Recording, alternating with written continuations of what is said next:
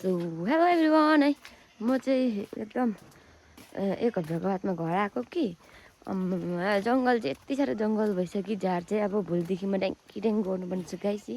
मेरो फुलहरू झारले भरिसकेछ होइन। अन्त मलाई हेरेर अलिक अस्ति फुल रोपिरहेको थिएँ कि तर एक हप्तामा कत्रो भएछ गाइस।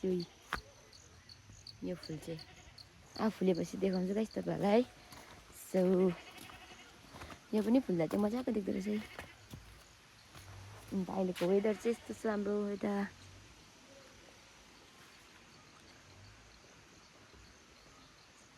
एकदम खुब भालु छ है वेदर चाहिँ। आज चाहिँ पानी पनि परेको छैन है, बिहान चाहिँ पानी परेको थियो। एकदम दामी दामी दामी भएर चाहिँ हाम्रो कालु यता आऊ। अन्त हाम्रो यहाँनिर यटले चाहिँ कालुको खालि जुम्रा हेरिदिन्छ हौ। जुम्रा हेरिदिएको हेर्नुहोस् न, यसरी टोकिदिन्छ जुम्रा। गयो